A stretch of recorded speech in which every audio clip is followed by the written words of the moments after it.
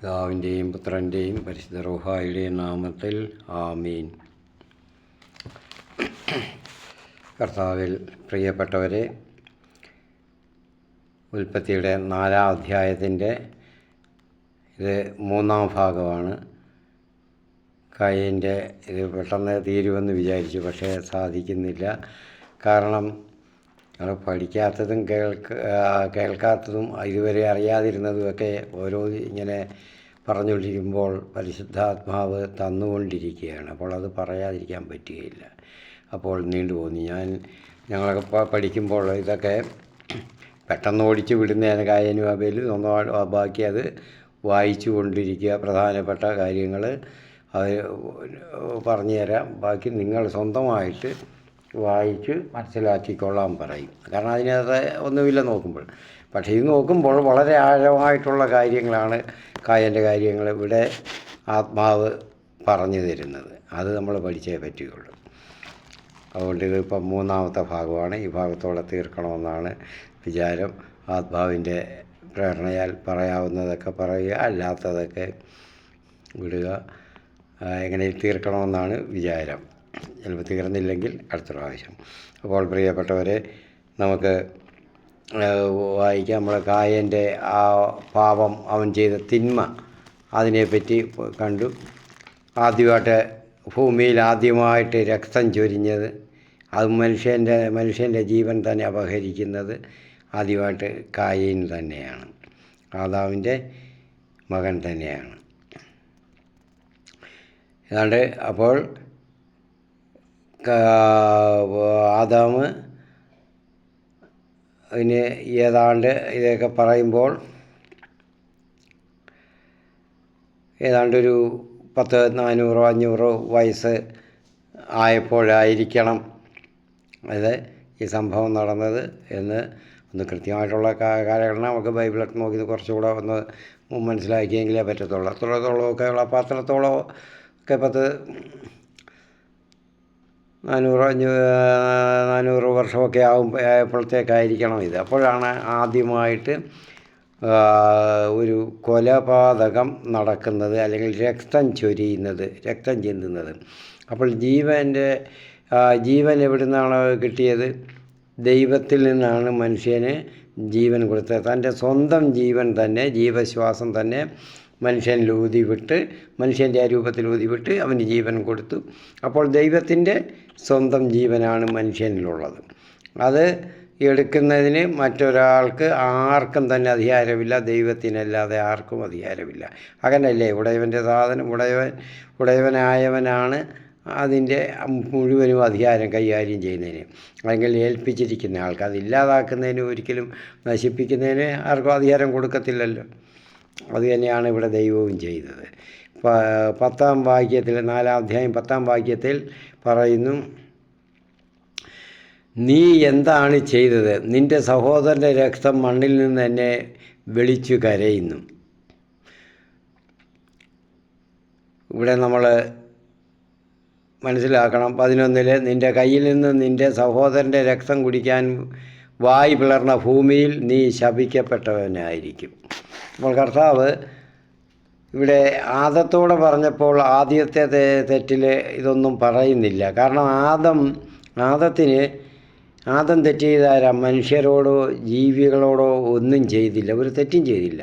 ദൈവം സൃഷ്ടിച്ച ഒരു വസ്തുക്കളോടും തെറ്റ് ചെയ്തില്ല. ദൈവവും ആദവുമായിട്ടുള്ള കാര്യമായിരുന്നു അത്. കാരണം ഒരു അനുസരണക്കേട്, ദൈവം കൊടുത്ത കൽപ്പന, അത് ആ നിർദ്ദേശം അനുസരിച്ചില്ല, അതിനെ വലുതായിട്ട് വില വെച്ചില്ല എന്നുള്ളതാണ്. നിഷേധിക്കുകയല്ല ചെയ്തത്, അത്രത്തോളം അതിനെ വില വെച്ചില്ല, മനസ്സിലാക്കിയില്ല. ഒരു സാധാരണ കാര്യമെന്ന് വിചാരിച്ചു ആദം. അതുകൊണ്ടാണ് ആദത്തിനെ ശിക്ഷിച്ചില്ല. നമ്മൾ നോക്കുമ്പോൾ ആദത്തിനല്ല ശിക്ഷ കൊടുത്തത്, ഭൂമിയാണ്. ആദം അധിവസിക്കുന്ന ഭൂമിയെയാണ് ശിക്ഷിച്ചത്. ഭൂമി നിനക്ക് പഴയതുപോലെ ഉള്ള എല്ലാ നന്മകളും അങ്ങ് പ്രദാനം ചെയ്യത്തില്ല. ഭൂമിയും പ്രതികരിക്കും. മനുഷ്യൻ്റെ തിന്മ മുഖാന്തരം ഭൂമിയും പ്രകൃതിയും സകല സൃഷ്ടവസ്തുക്കളും പ്രപഞ്ചവും പ്രതികരിക്കും. അത് നമ്മളൊക്കെ ഇപ്പോഴറിയാമല്ലോ, നമ്മളൊക്കെ അനുഭവിക്കുന്നുണ്ട്. പ്രപഞ്ചം വരെ മനുഷ്യനോട് പ്രതികരിക്കുന്നുണ്ട്. അപ്പം മനുഷ്യൻ്റെ തിന്മ കൂടുന്നതിനനുസരിച്ച്, അത്യാഗ്രഹം കൂടുന്നതിനനുസരിച്ച്, ദൈവനിഷേധം കൂടുന്നതിനനുസരിച്ച് എല്ലാം ചെയ്യുന്നുണ്ട്. അപ്പോൾ അതുപോലെയാണ് ഇവിടെ കായേനും പക്ഷേ ആദത്തിൻ്റെ കൂട്ടുള്ള ശിക്ഷയല്ല. കായേന് തന്നെ ദൈവം ശപിക്കുകയാണ് ചെയ്യുന്നത്. നീ ഭൂമിയിൽ ശപിക്കപ്പെട്ടവനായിരിക്കും. അത് ദൈവം അവന് ശാപം കൊടുക്കുകയാണ്. കാര്യം എന്താണ്? നീ സഹോദരൻ്റെ രക്തം, നീ ചൊരിഞ്ഞ രക്തം, ജീവൻ അപഹരിച്ച ആ രക്തം മണ്ണിൽ നിന്ന് എന്നെ നോക്കി നിലവിളിക്കുന്നു.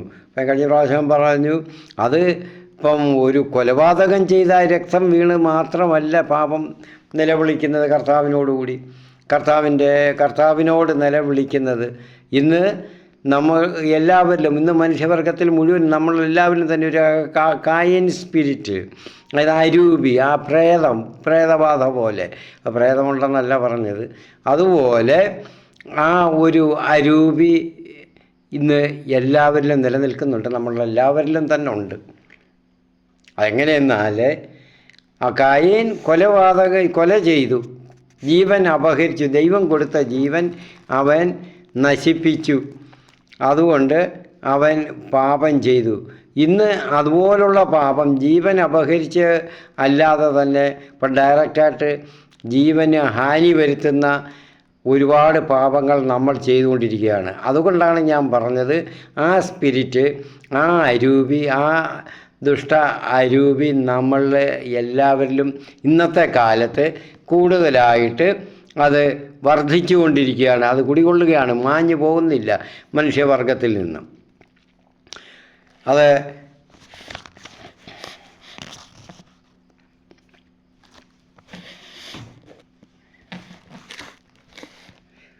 അപ്പോൾ കൊല ചെയ്യുക എന്നാൽ ദൈവത്തോട് നേരിട്ട് പാതകം ചെയ്യുകയാണ്. അത് ആദം ചെയ്തതുപോലല്ല, നേരിട്ട് പാതകം ചെയ്യുകയാണ്. മറ്റ് ജീവികളെ ആയാലും ശരി തന്നെ, കാരണം കൂടാതെ കൊല ചെയ്യരുത്, അതിന് നമ്മളെ അനുവദിച്ചിട്ടില്ല. ഏതൊരു ജീവികളെ ആയാലും തന്നെ കാരണം കൂടാതെ ഉപദ്രവിക്കാൻ, അതിനെ കൊല്ലാൻ പാടില്ല. കാരണം അവരുടെ ജീവൻ അപഹരിക്കാൻ പാടില്ല. കാരണം ആഹാരത്തിനായിട്ട് കൊന്നു ഭക്ഷിക്കാം, നമ്മൾ കൊല്ലുന്നുണ്ട്, അത് ആഹാരത്തിനായിട്ട് ദൈവം അതിനെ അനുവദിച്ച് തന്നിരിക്കുന്നതാണ്. അതിൻ്റെ ജീവൻ അതിനു വേണ്ടിയുള്ളതാണ്. അല്ലാതുള്ള കൊലയൊക്കെ തന്നെ പാപമാണ്. ഉപദ്രവകാരികളായ ജീവികളെ, മൃഗങ്ങളെ, ജന്തുക്കളെ നമ്മുടെ ജീവരക്ഷയ്ക്ക് വേണ്ടി കൊല്ലാം. ജീവൻ അവയിൽ നിന്ന് രക്ഷിക്കാൻ വേണ്ടി കൊല്ലുന്നത് കുറ്റമല്ല, ഒരു പാതകമല്ല. അതേസമയം ആവശ്യമില്ലാതുള്ള കൊല ചെയ്യുന്നത്, ഇപ്പോൾ നായാട്ട് തന്നെ തെറ്റാണ്. കാരണം അത് എന്ത് ചെയ്തിട്ടാണ്, നമുക്കെന്തോ ചെയ്തിട്ടാണ് അവിടെ കടന്നു കയറി ആഹാരത്തിന് നമുക്ക് മറ്റുള്ള എന്തെല്ലാം വകകളുണ്ട് ജീവിക്കുന്നതിന്, ആഹാരത്തിന്, മാംസത്തിനായാലും മറ്റുള്ളതെല്ലാം ഉണ്ട്. അതിനുവേണ്ടി സർവ്വ ജന്തുക്കളെയും കൊന്നൊടുക്കുക എന്ന് ഒരെണ്ണത്തിൻ്റെ അല്ലെ മനുഷ്യർക്ക് കുറച്ച് പേരുടെ ആഹാരത്തിനുള്ള ഒരെണ്ണം കൊണ്ട് നിൽക്കും. അത് കൂടാതെ ബാക്കിയുള്ളതിന് എല്ലാത്തിനും കൂടെ കൊന്നൊടുക്കുക എന്ന് പറയുമ്പോൾ അത് വലിയ തെറ്റ് തന്നെയാണ്, പാതകമാണ് ദൈവം മുൻപിൽ. അപ്പോൾ ഈ അവയുടെയൊക്കെ ഈ രക്തവും നിലവിളിക്കുന്നുണ്ട് ദൈവത്തോട്. കാരണം അവർക്ക് ദൈവം അനുവദിച്ചു കൊടുത്ത ആവാസ സ്ഥലത്ത് കയറി അവരെ ഉപദ്രവിക്കുകയാണ്. അവരുടെ ആവാസ സ്ഥലം ഇല്ലാതാക്കിയത് കൊണ്ടാണ് ഇപ്പോഴ് ഈ കാലത്ത് ഇങ്ങോട്ട് അവറ്റകൾ വരുന്നത്. ഞാൻ നേരത്തെ പറഞ്ഞിട്ടുണ്ടല്ലോ, അതുകൊണ്ടാണ് അവറ്റകൾ ഇങ്ങോട്ട് വരുന്നത്. അപ്പം കുറ്റം മനുഷ്യൻ്റെയാണ്. അത് മനുഷ്യൻ്റെ കുറ്റത്തിൻ്റെ ഭൂമിയും കൂടിയാണ് ദൈവം ഇവിടെ ശപിക്കുന്നത്. കാരണം നേരിട്ട് ആദാമിനോട് അങ്ങനെയാണ് പറഞ്ഞത്. അതുപോലെ കായന് ശപിക്കപ്പെട്ടവനായിരിക്കും. കൃഷി ചെയ്യുമ്പോൾ മണ്ണ് നിനക്ക് ഫലം തരികയില്ല. ഇപ്പോൾ ഭൂമിയുടെ മാതാവിനോട് പറഞ്ഞത്, മണ്ണ്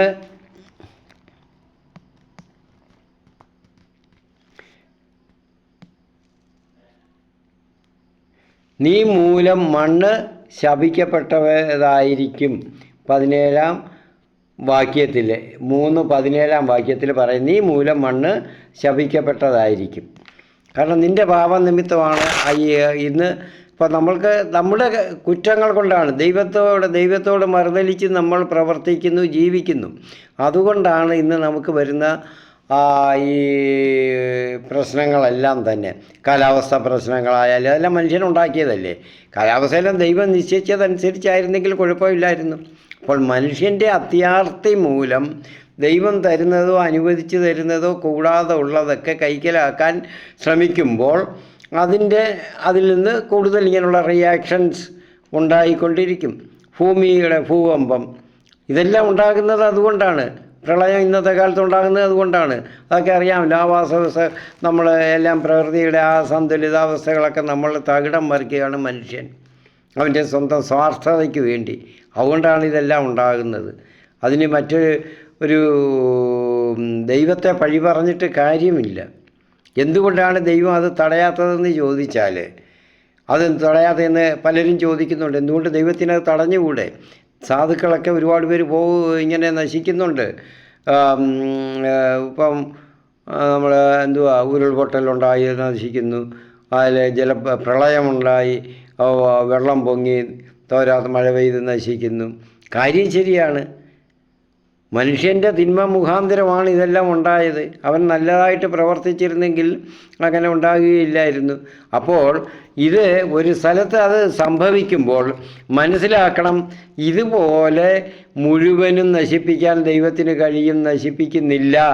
കാരണം നമ്മൾ എപ്പോഴും രക്ഷപ്പെടണം, മനുഷ്യവർഗം രക്ഷപ്പെടണം എന്നുള്ളതാണ് ദൈവത്തിൻ്റെ പദ്ധതി, ഒരു രക്ഷാകര പദ്ധതി. നമ്മൾ ആദ്യമൊക്കെ അതൊക്കെ ചർച്ച പറഞ്ഞതാണ്. അപ്പോൾ ദൈവത്തിൻ്റെ അന്തിമ പദ്ധതി എപ്പോഴും മനുഷ്യൻ രക്ഷപ്പെടണം, ആ ഒരു മനുഷ്യവർഗം നിലനിൽക്കണം എന്നുള്ളതാണ്. അല്ല മുഴുവനായിട്ട് നശിപ്പിക്കാനുള്ളതല്ല ദൈവത്തിൻ്റെ പദ്ധതി. അപ്പോൾ നമ്മൾ മനസ്സിലാക്കുക, ഒരിടത്ത് ഒരു ദോഷകരമായ കാര്യങ്ങൾ സംഭവിക്കുമ്പോൾ, കാലാവസ്ഥയുടെ ആയാലും ഭൂമിയുടെ ആയാലും സംഭവിക്കുമ്പോൾ മനസ്സിലാക്കണം, ഇതിൽ കൂടുതൽ ചെയ്യാനും ദൈവത്തിന് കഴിയും. കാരണം ദൈവത്തിനെ അനുസരിച്ചല്ല ജീവിക്കുന്നത്. ഇവിടെ ഇവരെല്ലാവരും ദൈവത്തെ അനുസരിച്ചില്ല, ആദമനുസരിച്ചില്ല, കായൻ അനുസരിച്ചില്ലെന്ന് മാത്രമല്ല ധിക്കാരപൂർവം പെരുമാറുകയാണ് ചെയ്തത്, ജീവൻ അപഹരിച്ചതുകൊണ്ട്. അപ്പോൾ നേരിട്ട് നമ്മൾ കൊലപാതകം ചെയ്തില്ലെങ്കിലും ഇപ്പോൾ നമ്മൾ ഒരാളെ നമുക്ക് ഇഷ്ടമല്ല, അവന് നല്ല നമുക്ക് ദ്രോഹം ചെയ്തു എന്ന് പറഞ്ഞുകൊണ്ട് അവൻ്റെ ജീവൻ അപഹരിക്കാൻ നമുക്ക് അധികാരമില്ല. അത് മനസ്സിൽ ചിന്തിച്ചാൽ പോലും പാപമാണ്. അങ്ങനെയാണ് കർത്താവ് പറഞ്ഞ, യേശുക്രിസ്തു പഠിപ്പിച്ചത് അങ്ങനെയാണ്. നീ മനസ്സിൽ കൊല ചെയ്തു, മനസ്സുകൊണ്ട് കൊലപാതകം ചെയ്തു എന്നുള്ളതാണ്. അപ്പോൾ അതുപോലും നമുക്ക് അത് പാടില്ല. അതിനെയൊക്കെ പദ്ധതി അത് ദൈവമാണ് അത് ചെയ്യേണ്ടത്. പ്രതികാരം എപ്പോഴും ദൈവത്തിൻ്റേതാണ്.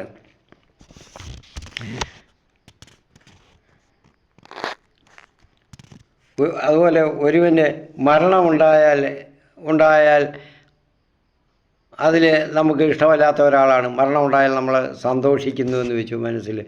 അവൻ പോയി, എനിക്ക് ഒരുപാട് ദ്രോഹം ചെയ്തു, അല്ലെങ്കിൽ മറ്റുള്ളവർക്ക് ചെയ്ത, അത് നമുക്കതിന് അർഹതയില്ല. അപ്പോൾ നമ്മൾ അങ്ങനെ സന്തോഷിച്ചാലും മനസ്സുകൊണ്ട് സന്തോഷിച്ച് വെളിയിൽ പറയുന്നില്ല, മനസ്സിലൊരു സന്തോഷം തോന്നി, ഒരു ആനന്ദം തോന്നി, ഒരുത്തന് ആപത്തുണ്ടായപ്പോൾ ഒരു ആനന്ദം തോന്നി, അത് ദൈവത്തിന് മുന്നിൽ അത് പാപമാണ്. അതൊക്കെ നിലവിളിക്കുന്ന പാപമാണ്. അവർ ഹൃദയം നുറുങ്ങുന്നതാണ് മറ്റുള്ളവർക്ക്, അതിൻ്റെ കൂടെ ഉള്ളവർക്ക്, ആ കുടുംബത്തിലുള്ളവരുടെ ഹൃദയം നമ്മളിങ്ങനെ ചെയ്യുന്നതെന്ന് അറിയുമ്പോൾ. ദൈവത്തിൻ്റെ ഹൃദയവും അതുപോലെ തന്നെയാണ്, വേവലാതി പിടിയാണ്, നുറുങ്ങുകയാണെന്ന് ഓർമ്മ വേണം. നമുക്ക് വേണ്ടി അത് ഗ്രന്ഥകാരൻ എഴുതിയിരിക്കുന്നത് ആണ്. അത് നമ്മൾ മനസ്സിലാക്കാൻ വേണ്ടി ഇന്ന വിധത്തിൽ ജീവിക്കണം ദൈവത്തെ അറിഞ്ഞാൽ, അല്ലെങ്കിൽ ഇന്നതെല്ലാം സംഭവിക്കും എന്ന് നമുക്ക് ചൂണ്ടിക്കാണിച്ചു തരികയാണ് ഗ്രന്ഥകാരൻ ഇവിടെ ചെയ്യുന്നത്.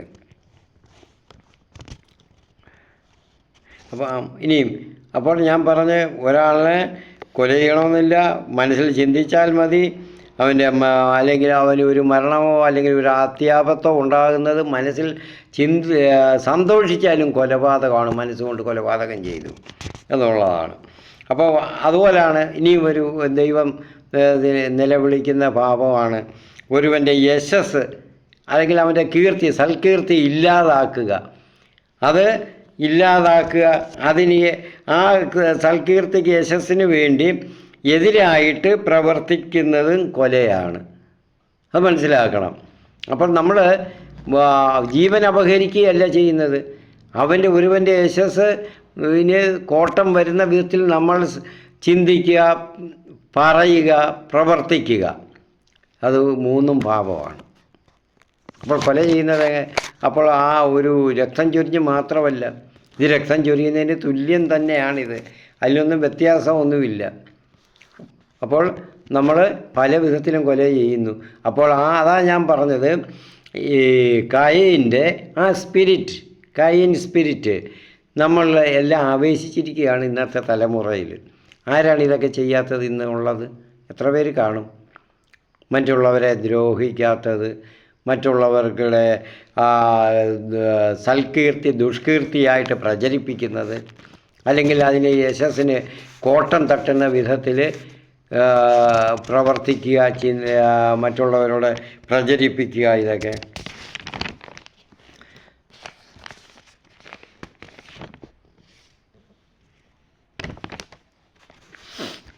പിന്നെ ചിലർ ചെയ്യുന്നത് നല്ല പ്രവൃത്തിയെ, മറ്റൊരാളുടെ നല്ല പ്രവൃത്തിയെ ദുഷ്പ്രവൃത്തിയായിട്ട് പ്രചരിപ്പിക്കുക, അത് ചിത്രീകരിക്കുക, അതും കൊലയാണ്. അവൻ്റെ യശസ്സിനെ ഇല്ലാതാക്കി കൊല ചെയ്യുകയാണ് യശസ്സിനെ ഇല്ലാതാക്കുന്നത്. ഇതൊക്കെ ദൈവം, കാരണം അവൻ്റെ ഹൃദയം നുറുങ്ങും. അത് മനസ്സിലാക്കണം. ഹൃദയം നുറുങ്ങുന്നത്, ഒരുവൻ്റെ ഹൃദയം നുറുങ്ങുന്ന വിധത്തിൽ നമ്മൾ പ്രവർത്തിക്കുമ്പോൾ, പറയുമ്പോൾ അത് ദൈവം കേൾക്കുന്നുണ്ട്. ദൈവത്തോട് അവൻ്റെ സങ്കടം, അവൻ്റെ ഹൃദയം, അവനിലുള്ള അവൻ്റെ ആത്മാവ് ദൈവത്തോട് പറയുന്നുണ്ട്. ചിലർ ഇല്ലാത്ത കാര്യം പറഞ്ഞ് തന്നെ മനുഷ്യരെ ദ്രോഹിക്കുന്നുണ്ട്, അവനെ ദ്രോഹിക്കാൻ നോക്കുന്നുണ്ട്. അപ്പോഴെന്ത് ചെയ്യും? അവൻ്റെ ഹൃദയം നുറുങ്ങും. അപ്പോൾ ഹൃദയം നുറുങ്ങി ദൈവത്തോട് ആ കണ്ണീരൊഴുക്കുമ്പോൾ ആ കണ്ണീര് ദൈവം കാണും.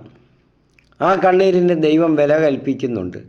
അതുകൊണ്ടാണ് ഇന്ന് പലതും ഇന്ന് സഹിക്കേണ്ടി വരുന്നതെന്ന് നമ്മൾ മനസ്സിലാക്കണം.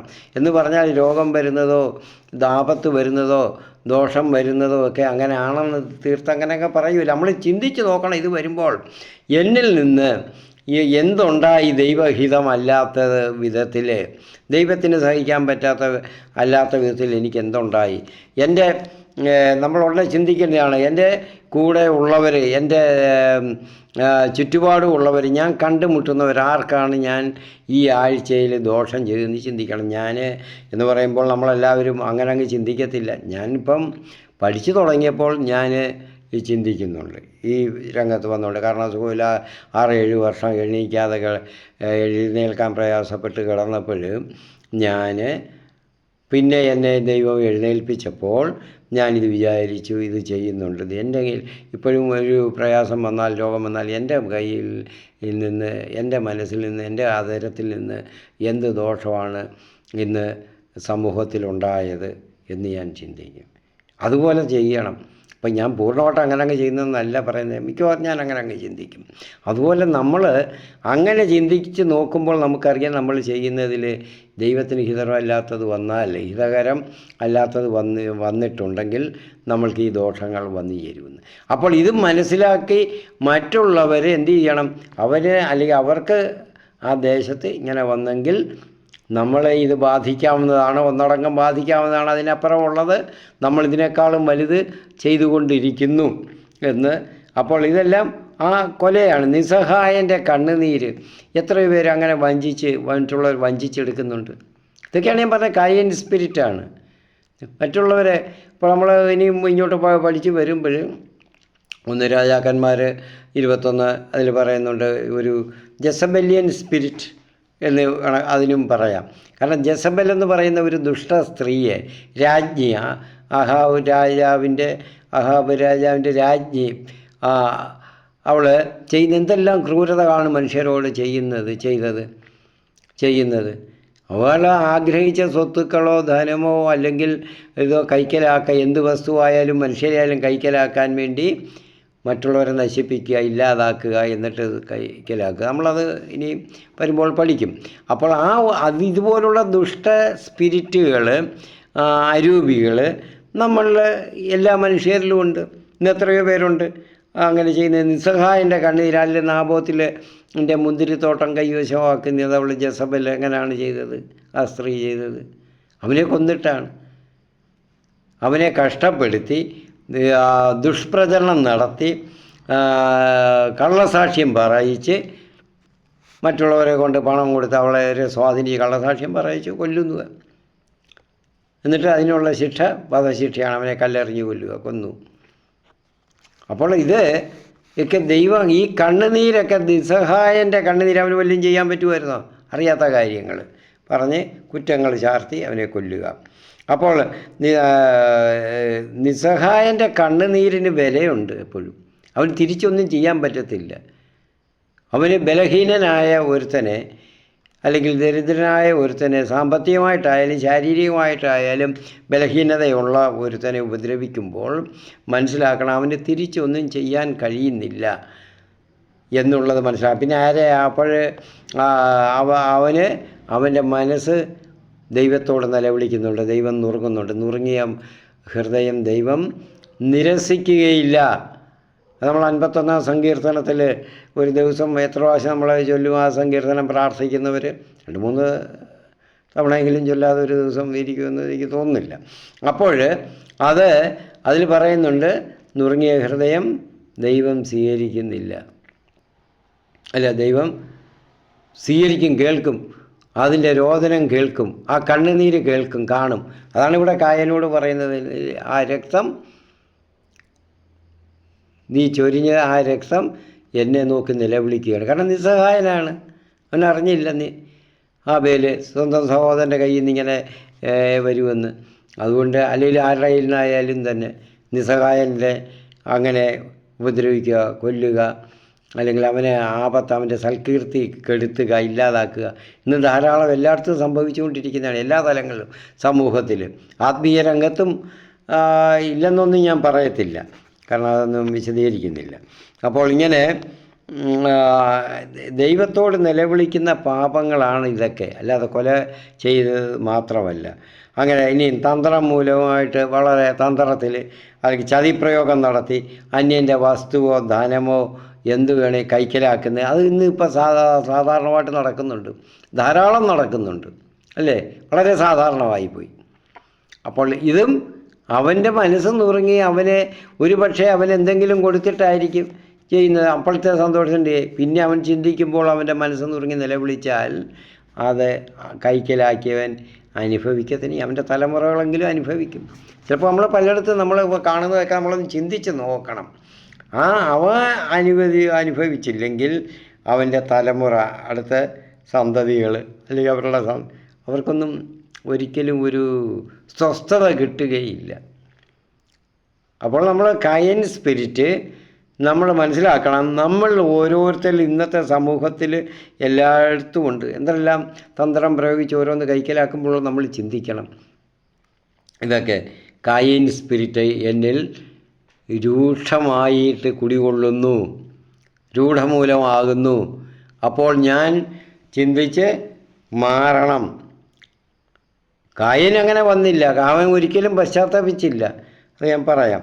അപ്പോൾ നുറുങ്ങിയ ഹൃദയം ദൈവത്തോട് നിലവിളിക്കുന്ന അതൊരു പാപമാണ് അവന് പറ്റിയത്. എന്ത് കാരണം കൂടെ അവൻ നിലവിളിക്കുന്നു? അവൻ്റെ ഹൃദയം നുറുങ്ങി. അപ്പോൾ അവൻ്റെ ഹൃദയത്തിന് വേദന ഉണ്ടാക്കുന്ന വിധത്തിൽ നമ്മൾ ചിന്തിക്കരുത്, പറയരുത്, പ്രവർത്തിക്കരുത്. ഇപ്പം അതുപോലെ തന്നെയാണ് നമ്മൾ വിചാരിക്കും ഇതൊക്കെ നിസ്സാര കാര്യമാണെന്ന്. അല്ല, അപ്പോഴും നമുക്ക് നേട്ടം ഉണ്ടായെങ്കിലും പിന്നീട് അത് അനുഭവിക്കും അവന്. പിന്നെ അല്ലെങ്കിൽ ബാക്കിയുള്ളവർ അനുഭവിക്കുക, അടുത്ത തലമുറ, മക്കൾ അല്ലെങ്കിൽ മക്കളുടെ മക്കൾ അത് അനുഭവിക്കാൻ വഴിയുണ്ടാകില്ല. അതുപോലെ ഒരുത്തൻ സഹായം അഭ്യർത്ഥിച്ച് ഒരുത്തൻ വരുന്നെന്ന് വെച്ചു നമ്മളോട് സഹായം വരും, നമുക്കത് കൊടുക്കാൻ പ്രാപ്തി ഉണ്ടെന്ന് ഇരിക്കെ, അവൻ്റെ ആവശ്യങ്ങൾ നിറവേറ്റാൻ പ്രാപ്തി ഉണ്ടെന്നിരിക്കെ നമ്മൾ ചെയ്യാതിരുന്നാൽ, അതാണ് ബൈബിളും പഠിപ്പിക്കുന്നത്, ചെയ്യാതിരുന്നാൽ അത് വലിയ പാപമാണ്. അവൻ്റെ ഹൃദയം നുറുങ്ങുന്നു. ഇത്രയും ഉണ്ടായിട്ട് ആ മനുഷ്യൻ എന്നോട് ഇങ്ങനെ ആണല്ലോ ചെയ്തത്, എനിക്ക് തന്നില്ലല്ലോ, എനിക്കല്ലെങ്കിൽ എൻ്റെ ഈ ആവശ്യത്തിന് എന്നെ സഹായിച്ചില്ല, എനിക്ക് ഉതകിയില്ലല്ലോ. എല്ലാം കൂടെ ആരും ചോദിക്കത്തില്ലല്ലോ കണക്കില്ലാതെ. അവൻ്റെ ആവശ്യം, അപ്പോഴത്തെ ആവശ്യം, ആശുപത്രിയിൽ പോകാനാകാം, മരുന്ന് വാങ്ങിക്കാൻ ആശുപത്രി പോകാനും ചികിത്സയ്ക്കും ആകാം, കുറച്ച് ഇത്രയ്ക്കെത്ര മതിയല്ലോ. ആഹാരത്തിനാകാം, അല്ലെങ്കിൽ യാത്രയ്ക്കാകാം, അല്ലെങ്കിൽ മറ്റെന്തെങ്കിലും ആവശ്യങ്ങൾക്കുള്ളതായിരിക്കാം. ധനം അത് നിറവേറ്റാൻ ഉണ്ടായിട്ടും കൊടുക്കാതിരിക്കുമ്പോഴാണ് അത് വലിയ പാപമാണ്. അതൊക്കെ ദൈവം കണക്കിടും. അത് നമ്മൾ മനസ്സിലാക്കുന്നില്ല. അവന് നിരസിച്ചാൽ, അവൻ്റെ ഹൃദയം നുറങ്ങിയാൽ ആ വേദന ദൈവം കേൾക്കും. അത് ദൈവത്തോടുള്ള ഒരു പാപമാണ്. ദൈവത്തോട് തന്നെ പാപം ചെയ്യുകയാണ്. കാരണം ദൈവത്തിൻ്റെ സമസൃഷ്ടികളാണ് നമ്മളെല്ലാം. അപ്പോൾ അങ്ങനെ, അതുപോലെ തന്നെ വേറൊന്ന്, ദൈവസമക്ഷം ബഹുമാനീയരായവരുണ്ട്, നീതിമാന്മാരായവരുണ്ട്, ബഹുമാനീയരായവരുണ്ട്. ദൈവസമക്ഷം ദൈവം അധികാരപ്പെടുത്തിയ അധികാരികളായിരിക്കാം. അവരെ നിന്ദിക്കുകയും അവഹേളിക്കുകയും പരസ്യമായിട്ട് ചെയ്യുകയും ചെയ്യുമ്പോഴും ഇതുപോലാണ്. അവരുടെ ഹൃദയം നുറുങ്ങിയാൽ ദൈവം ക്ഷമിക്കുകയില്ല. അതിനും പ്രതികാരമുണ്ട് ദൈവത്തിൽ നിന്നുണ്ടാകും. ഇതൊക്കെ അപ്പോൾ നേരിട്ടുള്ള കൊലപാതകമല്ല, ഇങ്ങനെയുള്ള പല കാര്യങ്ങളിലും ഇങ്ങനെ ഉണ്ട്. അത് നമ്മൾ മനസ്സിലാക്കണം. നമ്മളിതൊന്നും ചിന്തിക്കാറില്ല. ഇതൊക്കെ നിസ്സാരപ്പെട്ട കാര്യങ്ങളെന്ന് നമ്മൾ വിചാരിക്കും. അപ്പോഴും പറഞ്ഞു, അപ്പോഴും ചിന്തിച്ചു, അപ്പോഴും പറഞ്ഞു, അല്ലെങ്കിൽ അപ്പോൾ ചെയ്തു, തീർന്നു എന്ന് വിചാരിക്കരുത്. ദൈവത്തിന് ഇതിനെല്ലാം കണക്കുണ്ട്. അവൻ ചെയ്തില്ലെങ്കിലും അവൾ ചെയ്തില്ലെങ്കിലും ആ സമൂഹം ചെയ്തില്ലെങ്കിലും ദൈവത്തിന് കണക്കുണ്ട്. അത് ചോദിക്കും.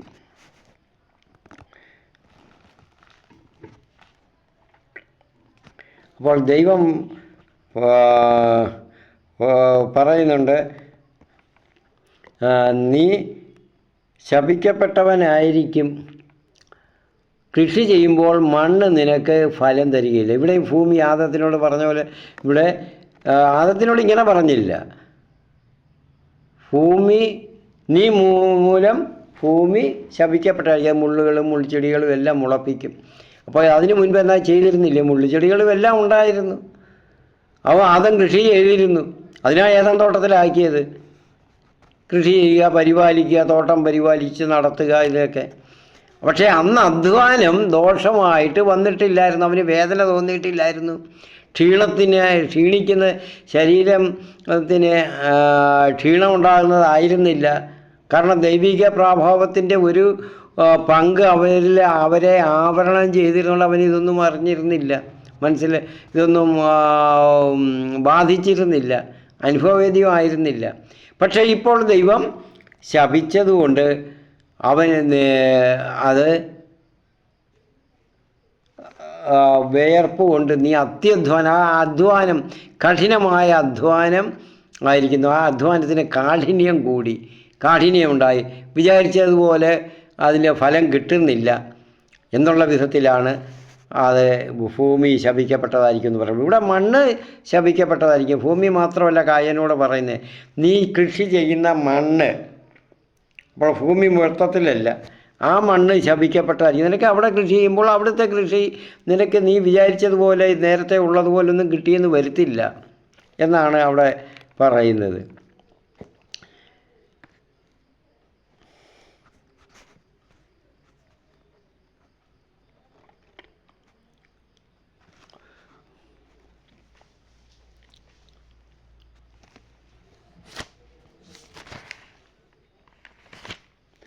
അപ്പോൾ കർത്താവ് കായനോട് ഇനിയും പറയുന്നുണ്ട്.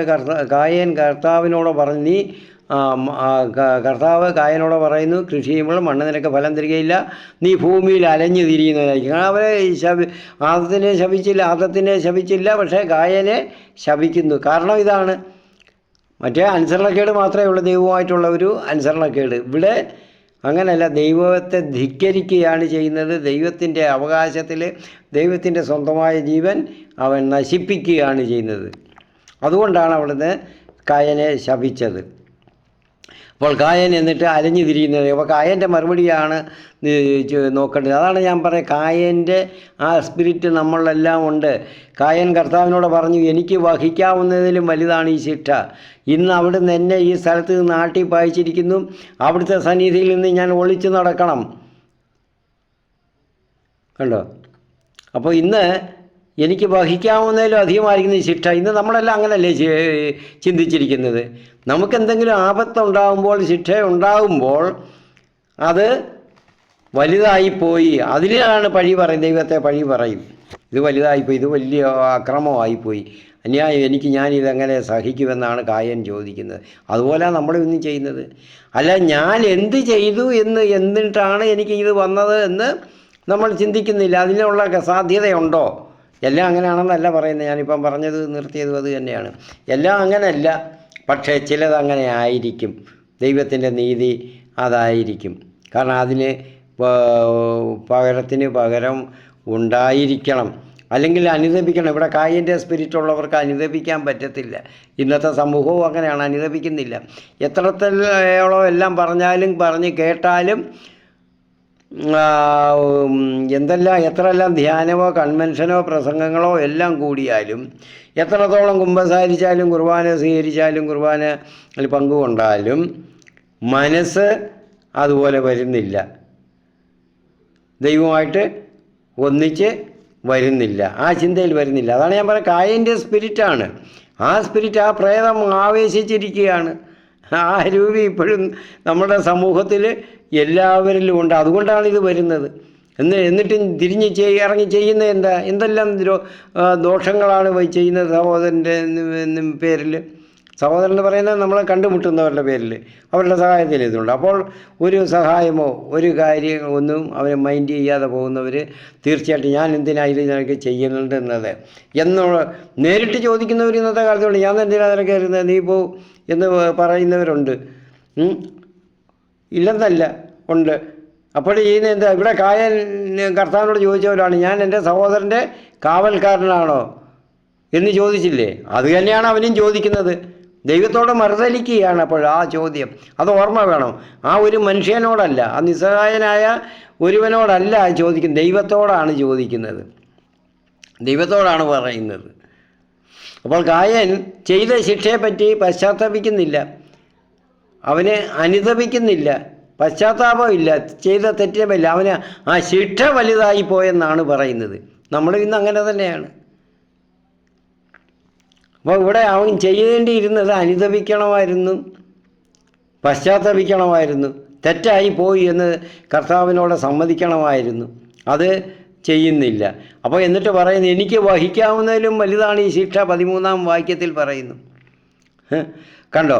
അപ്പോൾ ചെയ്ത തെറ്റെന്താണെന്നുള്ളതല്ല. നമ്മളിൽ ഇന്ന് അങ്ങനെയാണ്. നമ്മളിൽ തെറ്റില്ലെന്നാണ് വിചാരം. എൻ്റെ ആയാലും എല്ലാവരിലും ഉള്ള ചിന്താഗതി ഇതാണ്, ഞാൻ തെറ്റ് ചെയ്തിട്ടില്ല, ഞാൻ ചെയ്യേണ്ടുന്ന രീതിയിൽ ഞാൻ പ്രവർത്തിച്ചിട്ടില്ല, എൻ്റെ ഭവനത്തിലുള്ളവരോട് പോലും പ്രവർത്തിച്ചിട്ടില്ല, അല്ലെങ്കിൽ എൻ്റെ സഹോദരങ്ങളോട്, ഞാൻ കണ്ടുമുട്ടുന്നവരോട്, എൻ്റെ സമൂഹത്തിലുള്ളവരോട്, നമ്മളുടെ ഇപ്പം പള്ളികളിൽ അല്ലെങ്കിൽ സമൂഹത്തിലോട്ട് ഇറങ്ങി നമ്മൾ അറിയുന്നവരെ, സമൂഹത്തിൽ പ്രവർത്തിക്കുന്ന അവരോട് പോലും ഞാൻ ചെയ്യേണ്ടുന്ന രീതിയിൽ ഞാൻ ചെയ്തിട്ടില്ല, കർത്താവ് ഇവിടെ പറഞ്ഞിട്ടുള്ളതുപോലെ. അപ്പോൾ അത് നമ്മൾ ചിന്തിക്കണം. അതിന് പകരം എനിക്കിത് വലിയ ശിക്ഷയായിപ്പോയി, എന്താണ് എനിക്കിങ്ങനെ വന്നത് എന്നുള്ള ചിന്തയാണ് നമ്മളെ ഇന്നും മനുഷ്യനെ ഭരിക്കുന്നത്, നമ്മളെ എല്ലാവരെയും തന്നെ. അപ്പോൾ ഞാൻ കർത്താവ് ഇവിടെ കായൻ പറയുന്നതാണ്, എനിക്ക് വഹിക്കാവുന്നതിലും വലുതാണ് ഈ ശിക്ഷ. ആ കുറ്റബോധമില്ല, പാപബോധം ഇന്നില്ല. ആ സമൂഹം, ആ ഒരു കാര്യം ഇന്ന് നമ്മുടെ സമൂഹത്തിൽ നിന്ന് നഷ്ടപ്പെട്ടിരിക്കുകയാണ് ഈ തലമുറയിൽ. ഇനി അടുത്ത തലമുറ ഇതിലും കൂടുതലായിരിക്കും. ഇന്ന് അവിടുന്ന് എന്നെ ഈ സ്ഥലത്ത് നിന്ന് ആട്ടി പായിച്ചിരിക്കുന്നു, അവിടുത്തെ സന്നിധിയിൽ നിന്ന് ഞാൻ ഒളിച്ചു നടക്കണം, ഞാൻ ഭൂമിയിൽ ഉഴലുന്നവനായിരിക്കും. കർത്താവ് അവനെ ആട്ടിപ്പായിച്ചു. ശരിയാണ്, നിനക്ക് ഭൂമിയിൽ ഇനി ഇവിടെ കർത്താവിൻ്റെ സന്നിധിയിൽ നിൽക്കാൻ പറ്റുകയില്ലെന്ന് അവന് ബോധ്യമായി. അതാണ് ബോധ്യമായത്, അല്ലാതെ പാപം ചെയ്തത് ബോധ്യമായില്ല. കർത്താവിനോട് മറുതലിച്ച് പാപം ചെയ്തു, കർത്താവിൻ്റെ അധികാരം ത്തിൽ ഉള്ള വക നശിപ്പിക്കാൻ നോക്കിയതല്ല. അതിനെപ്പറ്റിയല്ല പറയുന്നത് അവൻ പിന്നെയും. നമ്മൾ നമ്മുടെ കുറ്റം പറയുന്നില്ലേ, കുറ്റങ്ങൾ ചിന്തിക്കാതാണ് എപ്പോഴും കർത്താവിനോട് കടന്ന് എനിക്കിങ്ങ് തന്നേരെ, എനിക്ക് വലുതാണ്, ഈ രോഗം വലുതാണ്, മറ്റുള്ളവർക്ക് ഇല്ലല്ലോ ഈ രോഗം, എനിക്കെന്താ ഇങ്ങനെ വന്നത് എന്നുള്ള ചിന്ത. അപ്പോൾ നമ്മൾ എനിക്ക് ഇനിയും കൂടുതൽ തന്നേരെ എന്നും പറഞ്ഞ് നമ്മൾ പ്രാർത്ഥിക്കുകയാണ്. ആ പ്രാർത്ഥനയല്ല യഥാർത്ഥത്തിൽ. ദൈവത്തെ സ്തുതിച്ച്, ദൈവം ഇതുവരെ നമ്മളെ നയിച്ചതിന് സ്തുതിച്ച് പ്രാർത്ഥിക്കുകയാണ് വേണ്ടിയത്. അപ്പോൾ ഇതിനകത്ത് ഈ രോഗങ്ങൾ, നമ്മളൊക്കെ ഉള്ള പ്രശ്നങ്ങൾ, പ്രതിസന്ധികളെല്ലാം പരിഹരിച്ചെന്ന് വരുമെന്നല്ല, അങ്ങനെ വരും. പരിഹരിക്കപ്പെടും. അതാണ് ദൈവത്തിൻ്റെ നീതി. ദൈവം ഒരിക്കലും മനുഷ്യനെ വേദനിപ്പിക്കാൻ ആഗ്രഹിക്കുന്നില്ല. എന്നാൽ പിന്നെ അവനെ കായനെ കൊന്നുകൂടെ? ആബേലിനെ കൊന്നു, നിന്നെ ഞാൻ കൊല്ലാം, നിന്നെ ഞാൻ കൊല്ലുകയാണെന്ന് പറഞ്ഞ് അവൻ്റെ ജീവൻ അപഹരിച്ചോ? ഇല്ല. അവനോട് കർത്താവ് എപ്പോഴും ആത്യന്തികമായിട്ടുള്ള ഒരു രക്ഷയെ, മനുഷ്യൻ്റെ രക്ഷയാണ് നോക്കുന്നത്. അവൻ പശ്ചാത്തപിച്ച് പശ്ചാത്തപിച്ച് അവൻ തിരിച്ചു വരണം. അവന് മനസ്താപം ഉണ്ടാകണം ഇതെല്ലാം കഴിയുമ്പോൾ. അപ്പോഴവൻ തിരിച്ചു വന്ന് ദൈവത്തിൻ്റെ കൂടെ ആകണം എന്നുള്ളതാണ് ദൈവത്തിൻ്റെ ചിന്ത. ആത്യന്തികമായ രക്ഷയാണ് കർത്താവ് കണക്കാക്കുന്നത്. അതാണ് കർത്താവ് കാണിക്കുന്നത്. ഞാൻ നിൻ്റെ സന്നിധിയിൽ നിന്ന്, അവിടുത്തെ സന്നിധിയിൽ നിന്ന് ഒളിച്ചു നടക്കണം. തിന്മ, അങ്ങേയറ്റം ഹീനമായ മ്ലേച്ഛമായ തിന്മ ചെയ്തവൻ പിന്നെ കർത്താവിൻ്റെ മുന്നിൽ മഹാപരിശുദ്ധമായ സ്ഥലത്ത് അവന് നിൽക്കാൻ പറ്റുമോ? കർത്താവിൻ്റെ സന്നിധിയിൽ നിൽക്കാൻ പറ്റത്തില്ല. ഒളിച്ചു തന്നെ നടക്കണം. അതുകൊണ്ടാണ് അവന് ആദത്തിനും ഹവ്വായ്ക്കും മനുഷ്യവർഗത്തിന് മരണം കൊടുത്തത് കർത്താവ്. അല്ലെങ്കിൽ ഇങ്ങനെ ഒളിച്ച് എവിടെ നടക്കും? എത്ര നാൾ, എത്ര ആയിരക്കണക്കിന്, എത്ര യുഗങ്ങൾ, കോടാനുകോടി വർഷങ്ങൾ ഇങ്ങനെ ജീവിക്കാൻ പറ്റുമോ കർത്താവിൻ്റെ സന്നിധിയിൽ? പാപഭാരവും ദുഃഖഭാരവും പേറി. ഇതൊക്കെ ആദ്യത്തെ എപ്പിസോഡിൽ ഞാൻ രണ്ടാമത്തെ പറഞ്ഞിരുന്നതാണ്. മൂന്നാമത്തെ അധ്യായത്തിൽ പറഞ്ഞതാണ്, ആവർത്തിക്കുന്നില്ല. അപ്പോൾ കർത്താവ് പറഞ്ഞു, ഇവിടെ നോക്കുക കർത്താവിൻ്റെ ആ മനോഭാവം. കർത്താവ് പറഞ്ഞു, ഇല്ല, കാണുന്നവരെല്ലാം എന്നെ കൊല്ലാൻ നോക്കുമെന്ന് പറഞ്ഞപ്പോൾ കർത്താവ് പറഞ്ഞു, ഇല്ല, ഒരിക്കലുമില്ല. കായനെ കൊല്ലുന്നവൻ്റെ മേൽ 7 ഇരട്ടിയായിട്ട് ഞാൻ പ്രതികാരം ചെയ്യും. അപ്പോൾ അതെന്താണ് 7 ഇരട്ടി? 7 തലമുറ. ഈ കായനെ കൊന്നാൽ അവൻ്റെ 7 തലമുറയ്ക്ക് പ്രതികാരം ഉണ്ടാകും, അവന് നാശം ഉണ്ടാകും. ഇതിൻ്റെ പ്രതികാരം അവൻ്റെ മേൽ ശിക്ഷ ഉണ്ടാകുമായിരിക്കും.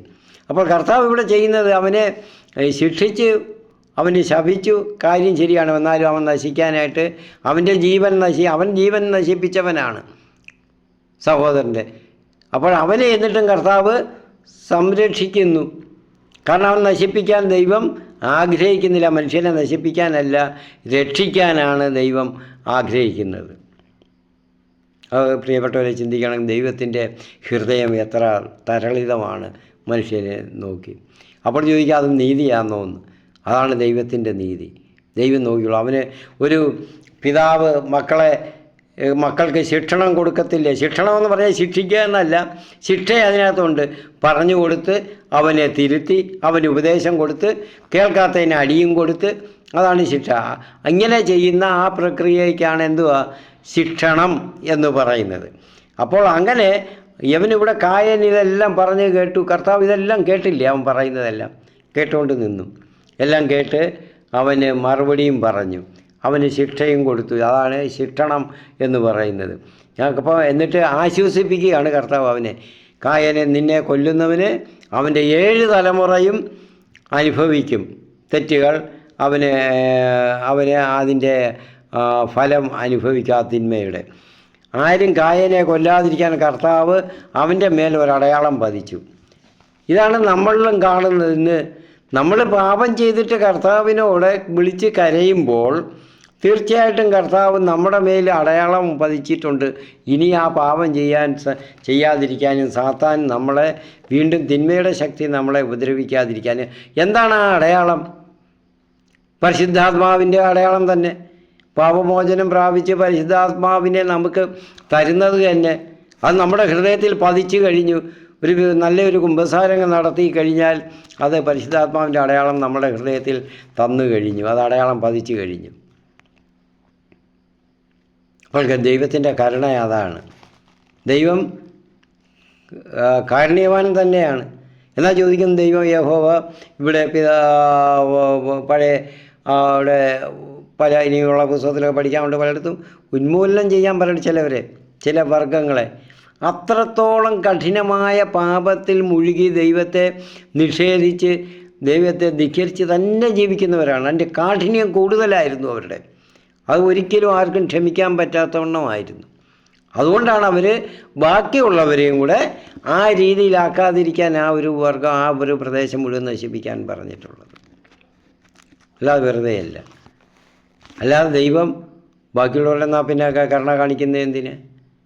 അവരെ വെറുതെ വിടുന്നില്ലേ? അപ്പോൾ ഇതാണ് അതിൻ്റെ കാരണം, മനസ്സിലാക്കണം. അപ്പോൾ കായന് ഇവിടെ കരുണ കാണിക്കുകയാണ് ദൈവം, അവനെ കൊല്ലാതിരിക്കാൻ നോക്കി. എന്നിട്ട് കായൻ ദൈവസന്നിധിയിൽ നിൽക്കാതെ അവൻ എന്ത് ചെയ്യുന്നു? ദൈവത്തിൻ്റെ ദൃഷ്ടിയിൽ നിന്നും മറഞ്ഞ് ദൂരെ പോയി ജീവിക്കാമെന്നും വിചാരിച്ച് ഏദന് കിഴക്ക് നോദ് ദേശത്ത് വാസം ഉറപ്പിച്ചു. ഇന്നത്തെ ഇറാഖിൻ്റെയൊക്കെ വളരെ കിഴക്കുള്ള പ്രദേശമാണ്. അപ്പോൾ കായൻ തൻ്റെ ഭാര്യയുമായിട്ട് ചേർന്ന് അവൾ ഗർഭം ധരിച്ച് ഹേനോക്കിനെ പ്രസവിച്ചു. കായൻ ഒരു നഗരം പണിത് തൻ്റെ പുത്രനായ ഹേനോക്കിൻ്റെ പേര് അതിന് നൽകി. അപ്പോൾ കായൻ എന്ത് ചെയ്തു? അവിടെ അവനെ ശിക്ഷിച്ച്. പക്ഷേ അവൻ ദൈവസന്നിധിയിൽ നിൽക്കാൻ പറ്റത്തില്ല അവന്, കാരണം തിന്മയുടെ ഒരു മൂർത്ത രൂപമാണ്. അതുകൊണ്ട് അവൻ ദൂരെ ദൈവസന്നിധിയിൽ നിന്ന് പോയി. എന്നിട്ടും അവിടെ വെച്ച് അവനെ കൊന്നുകൂടെ? അവനെ ഇല്ലാതാക്കിവിടെ. അവൻ്റെ പ്രവർത്തികളെല്ലാം, അവൻ്റെ പ്രയത്നങ്ങളെല്ലാം അവനെ നശിപ്പിച്ചുകൂടെ? ദൈവം അതൊന്നും ചെയ്യത്തില്ല. അങ്ങനെയുള്ളതല്ല ദൈവം. അങ്ങനെയല്ല നമ്മുടെ ദൈവം ചെയ്യുന്നത്. അവനാണ് വലിയ പട്ടണം പണിതു, അവൻ്റെ മകൻ്റെ പേരും കൊടുത്തു അവന്. ദൈവം അതിനും അപ്പോഴവനെ പ്രാപ്തനാക്കിയില്ലേ, അനുഗ്രഹിച്ചില്ലേ? അപ്പോൾ നമ്മൾ ചെയ്യുന്ന തെറ്റുകൾ ദൈവത്തോടെ പശ്ചാത്തപിച്ച് നമ്മൾ ഏറ്റുപറഞ്ഞ് തീരുമ്പോൾ ദൈവം അനുഗ്രഹിക്കും. ഈ കായൻ്റെ അവനെ കൊല്ലാതിരിക്കാനുള്ള മുദ്ര അവൻ്റെ മേൽ പതിച്ചതുപോലെ നമ്മളിലും പതിക്കും. സാത്താൻ നമ്മളെ ഇനിയും കൊല്ലാൻ വരികയില്ല, നമ്മളെ നശിപ്പിക്കാൻ വരികയില്ല, നമ്മുടെ ആത്മാവിനെ കൊല്ലാൻ എന്ന കാര്യമാണ് പറയുന്നത്.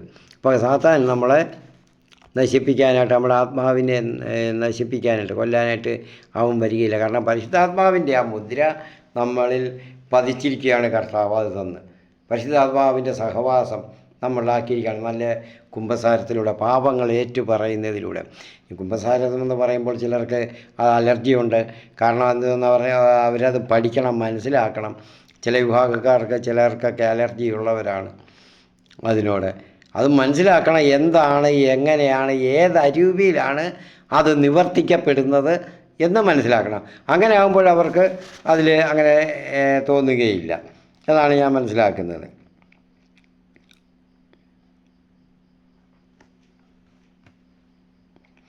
അപ്പോൾ നമ്മൾ പറഞ്ഞു. അപ്പോൾ ഈ 5-ാം അധ്യായം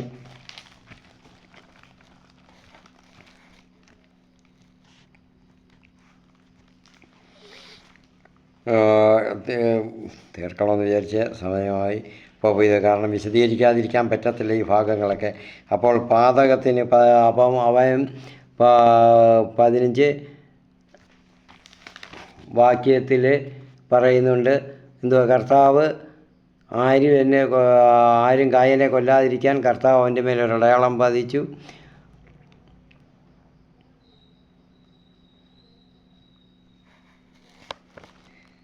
അപ്പോൾ അത് ഇന്ന് നമ്മുടെ ജീവിതത്തിലും ഇന്ന് നമുക്ക് ഈ അനുഭവം ഉണ്ടാകണം. നമ്മൾ പക്ഷേ പറയണം, കായൻ പറഞ്ഞില്ല, അതിനെപ്പറ്റി ചിന്തിച്ചതുപോലുമില്ല അവൻ ചെയ്ത പാതകത്തെപ്പറ്റി. അതാണ് കായന് വലിയ ശിക്ഷ വന്ന. കർത്താവിൻ്റെ സന്നിധി വിട്ട് ദൂരെ പോകാം. നമ്മളും അതുപോലെ പാപത്തിൽ തന്നെ മുഴുകി നിന്നാൽ കർത്താവിൻ്റെ സന്നിധി, കർത്താവിൻ്റെ ആത്മാവ് നമ്മളെ വിട്ടുപോകും. അപ്പോൾ നമ്മൾ വെറും പാപിയായിരിക്കും, നമ്മൾ ഉഴൽന്ന് നടക്കുന്നവനായിരിക്കും. നമ്മുടെ ജീവിതവും അതുപോലെ ആയിരിക്കും. കർത്താവിൻ്റെ സന്നിധിയിൽ നിന്ന് ദൂരെ പാപികളുടെ കൂടെ നമ്മൾ പോയി താമസിക്കേണ്ടി വരും. കാരണം അല്ലെങ്കിൽ നമ്മൾ താമസിക്കുന്നിടം പാപികളുടെ സങ്കേതമായിട്ട് മാറും. നമ്മുടെ ഭവനമായാലും സമൂഹമായാലും എല്ലാം തന്നെ അങ്ങനെയായിത്തീരും. അത് നമ്മൾ മനസ്സിലാക്കണം. ദൈവത്തെ സ്നേഹിക്കുക എന്ന് പറഞ്ഞാൽ യോഹന്നാൻ്റെ 1-ാം ലേഖനത്തിൽ പറയുന്നുണ്ട്, ദൈവത്തെ സ്നേഹിക്കുകയാണെങ്കിൽ സഹോദരനെ സ്നേഹിക്കുക. ദൈവത്തെ ഞാൻ സ്നേഹിക്കുന്നു പറഞ്ഞിട്ട് സഹോദരനെ വെറുത്താൽ അവൻ കൊലപാതകിയാണ്, അവൻ കള്ളം പറയും, വ്യാജം പറയുന്നു. സഹോദരനെ സ്നേഹിക്കാത്തവൻ കൊലപാതകിയാണെന്ന് പറയുന്നു. അത് തന്നെയാണ് നമ്മൾക്ക് ഇന്നത്തെ ഈ ഭാഗത്ത് നിന്ന് നമ്മൾക്ക് മനസ്സിലാക്കാനുള്ളത്. നമ്മൾ മറ്റുള്ളവരെ സ്നേഹിക്കുകയും അവരുടെ നന്മയ്ക്ക് വേണ്ടി പ്രവർത്തിക്കുകയും അവരുടെ നന്മ അവരാവശ്യപ്പെടുമ്പോൾ അത് നമ്മൾ നിവർത്തിച്ച് കൊടുക്കാതിരിക്കുകയും ചെയ്യുന്നെങ്കിൽ നമ്മൾ വ്യാജം പറയും, വ്യാജം പ്രവർത്തിക്കുകയും ദൈവത്തിന് മുൻപിൽ. അത് നമ്മുടെ പള്ളിയിൽ പോയി ചെന്ന് നിന്നാലും ശരി തന്നെ, അത് തന്നെ. കുംഭസാരത്തിൽ ഇതൊക്കെ ഇങ്ങനെയൊക്കെ അങ്ങ് പറയത്തില്ല അവർ. എന്നിട്ട് എന്നാൽ പിന്നെ തിരിച്ചിറങ്ങി അതുപോലെ പിന്നെയും പ്രവർത്തിക്കും. ഇല്ല. അപ്പോൾ കുംഭസാരത്തിൽ പോലും പാപം ചെയ്യുകയാണ് ചെയ്യുന്നത്. അതിനെ എതിർത്ത് പറയുന്നതിന് കുംഭസാരത്തെ എതിർക്കുന്നതല്ല. അതൊക്കെ പറയാരെങ്കിലും കുറ്റപ്പെടുത്തി പറയുന്നെങ്കിൽ അത് തെറ്റില്ല. പക്ഷേ അത് മനുഷ്യൻ്റെ പാപിയുടെ മനസ്സിൻ്റെ ചിന്ത, അത് ദൈവത്തിൻ്റെ ചിന്തയോ പുരോഹിതൻ്റെ ചിന്തയോ അല്ല. അത് മനസ്സിലാക്കണം. അപ്പോൾ പാപത്തിൽ ജീവിക്കുന്നവന്, അനുതാപം ഇല്ലാത്തവന് ദൈവമായിട്ട് ഒരു ബന്ധവുമില്ല. അതുകൊണ്ടാണ് അവൻ ദൈവത്തിൻ്റെ സന്നിധി വിട്ട് ദൂരെ ഒരു ദേശത്ത് പോയി താമസിച്ചത്. അവൻ അങ്ങനെ ചെയ്തേ പറ്റുകയുള്ളൂ. പ്രിയപ്പെട്ടവരെ, നമുക്ക് ഇന്നത്തെ ഈ ഭാഗം അവസാനിപ്പിക്കാം. ഇനി അടുത്ത ബാക്കിയുള്ളത് ഈ അധ്യായത്തിൽ ഒരുപാട് വിശദീകരിക്കേണ്ടുന്ന കാര്യങ്ങളൊന്നുമില്ല. അത് അടുത്ത ഭാഗത്ത് 5-ാം അധ്യായത്തിലൂടെ നമുക്ക് അതിൻ്റെ കൂടെ എല്ലാം കൂടെ ചേർത്ത് തീർക്കാൻ സാധിക്കുമെന്ന് വിചാരിക്കുന്നു. നമുക്ക് പ്രാർത്ഥിക്കാം. നമ്മളിന്ന് പഠിച്ച കാര്യങ്ങൾ, കേട്ട കാര്യങ്ങൾ അതെല്ലാം ധ്യാനിക്കണം. ഈ പുസ്തകം, ഈ ഭാഗമൊക്കെ വായിച്ചിട്ടൊന്ന് ധ്യാനിക്കണം. ധ്യാനിക്കുമ്പോൾ പരിശുദ്ധാത്മാവ് ഇപ്പം എനിക്ക് പറഞ്ഞു തന്ന പോലെ തന്നെ എല്ലാവർക്കും പറഞ്ഞു തരും, എല്ലാവരിലും പ്രവർത്തിക്കും. അതിന് നമ്മൾ ആയിട്ടുണ്ട്. പക്ഷേ നമ്മളത് ഉപയോഗിക്കുന്നില്ല, ചെയ്യുന്നില്ല. ഇന്ന് അത് ചെയ്യാൻ നോക്കുക. ഇന്ന് മുതൽ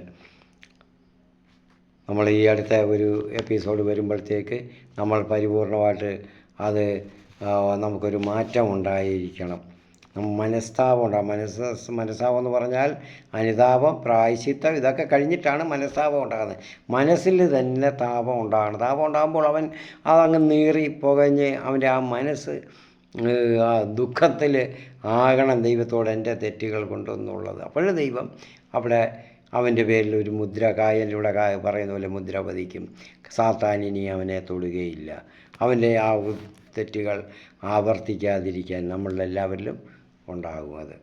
അത് മനസ്സിലാക്കി നമ്മളുടെ ജീവിതത്തെ നമുക്ക് കരുപിടിപ്പിക്കാം. മുൻപോട്ടുള്ള ജീവിതം ഇനിയുള്ളത് ദൈവത്തിന് എപ്പോഴും നന്ദി പറഞ്ഞുകൊണ്ട്, ദൈവത്തിൻ്റെ കരുണയിൽ ആശ്രയിച്ചുകൊണ്ട്, കായൻ്റെ കൂട്ടാകാതെ നമ്മൾ തെറ്റുകൾ ഏറ്റുപറഞ്ഞ് ഇനിയുമുള്ള അത് തിരുത്തി മുന്നോട്ട് പോകാനായിട്ടുള്ളൊരു പ്രേരണ നമ്മൾക്ക് ഉണ്ടാകട്ടെ എന്ന് ആശംസിക്കുന്നു, പ്രാർത്ഥിക്കുന്നു. നമുക്ക് നമ്മുടെ ഭവനത്തിൽ നമ്മളറിയുന്നവർ രോഗ സൗഖ്യ ആവശ്യപ്പെട്ട് പ്രാർത്ഥന സഹായം ആവശ്യപ്പെട്ട് പറയുന്നവരൊക്കെ ഉണ്ട്. എന്തോ കാര്യങ്ങളെന്നൊക്കെ അറിയാൻ വയ്യ തന്നെ ചിലർ വിളിച്ച് പറയും എനിക്ക് വേണ്ടി പ്രാർത്ഥിക്കണേ, പ്രാർത്ഥനാ സൗകര്യം വേണമെന്ന് ചിലർ മെസ്സേജ് അയക്കും. ഇതൊക്കെ ഇന്ന് നിങ്ങളോട് എല്ലാവർക്കും തന്നെ ഇതൊക്കെ ഉണ്ടായിരിക്കും. അങ്ങനെയൊക്കെ ഉണ്ടായിട്ടും അനുഭവം ഉണ്ടായിരിക്കാം. എന്നോട് ഞാനിനി ഒരാളുടെ പേര് പറയുകയാണ്. അയാളെ ഇനി പറയുന്നു പ്രാർത്ഥനാ സഹായം ആവശ്യമുള്ളതുകൊണ്ട് ഒരു റൂബി ഫേസ്ബുക്കിൽ ഒരു മെസ്സേജ് ഇട്ടിരുന്നു. അവർക്ക് വേണ്ടിയില്ല എന്താണെന്ന് യോഗമെന്ന് അറിഞ്ഞുകൂടാ. അതിനെല്ലാം പ്രാർത്ഥിക്കണേ എന്ന് എഴുതിയിരുന്നു. ഇത് കേൾക്കുകയാണെങ്കിൽ അത് മനസ്സിലാക്കണം. അവർക്ക് വേണ്ടിയെല്ലാം ഞാൻ എല്ലാവരെയും സമർപ്പിച്ച് പ്രാർത്ഥിക്കുന്നു. സ്തോത്രം. നമുക്ക് കർത്താവിനെ സ്തുതിക്കാം. സ്തോത്രം, സ്തോത്രം. ഹല്ലേലൂയ, ഹല്ലേലൂയ, ഹല്ലേലൂയ, ഹല്ലേലൂയ. നന്ദി, നന്ദി, നന്ദി, നന്ദി. യേശുവേ സ്തോത്രം, യേശുവേ സ്തോത്രം. നന്ദി, നന്ദി, നന്ദി. അവിടുത്തെ സ്തുതി, സ്തുതി, സ്തോത്രം. ഹല്ലേലൂയ, ഹല്ലേലൂയ. നന്ദി കർത്താവേ. എല്ലാവരുടെയും എല്ലാ പ്രശ്നങ്ങളും അവിടുത്തെ മഹത്വം ഇറങ്ങി വരണമേ. രോഗബാധിത ഭാഗങ്ങളെല്ലാം അവിടുത്തെ മഹത്വം ആവസിക്കണമേ. അവരുടെ മനസ്സിൻ്റെ പ്രയാസങ്ങളും ദുരിതങ്ങളും ഉള്ളതെല്ലാം മാറ്റി കൊടുത്ത് വിശുദ്ധീകരിച്ച് അവിടുത്തേത് പോലെ ആക്കി തീർക്കണമേ എന്ന്, അവിടുത്തെ ആ പ്രഭാവം മുൻപ് എങ്ങനെ ഉണ്ടായിരുന്നു അതുപോലെ ആക്കി തീർക്കണമേ എന്ന് ഞങ്ങൾ പ്രാർത്ഥിക്കുന്നു. കർത്താവേ, അങ്ങയോട് യാചിക്കുന്നു. ഞങ്ങളെ പ്രാർത്ഥന കേൾക്കണമേ കർത്താവേ. അവിടുത്തെ പുത്രനായ യേശു ക്രിസ്തുവിൻ്റെ നാമത്തിൽ ഇതെല്ലാം ഞങ്ങൾ സമർപ്പിക്കുന്നു. എല്ലാവരുടെയും ആവശ്യങ്ങൾ, കാര്യങ്ങളെല്ലാം സമർപ്പിക്കുന്നു കർത്താവേ. അവിടുത്തെ പുത്രൻ്റെ നാമത്തിൽ ഇതെല്ലാം നൽകി അവിടുന്ന് എല്ലാം സാധ്യമാക്കി നൽകി അനുഗ്രഹിക്കുന്നത് ഓർത്ത് ഞങ്ങൾ അവിടുത്തെ സ്തുതിക്കുന്നു, അവിടുത്തെ മഹത്വപ്പെടുത്തുന്നു. സ്തുതിയും സ്തോത്രവും പുകഴ്ചയും എപ്പോഴും യേശു ക്രിസ്തുവിൻ്റെ നാമത്തിൽ അവിടുത്തേക്ക് സമർപ്പിക്കുന്നു. ആമീൻ. ഹല്ലേലൂയ, ഹല്ലേലൂയ, ഹല്ലേലൂയ. നന്ദി, നന്ദി, നന്ദി. യേശുവേ സ്തോത്രം.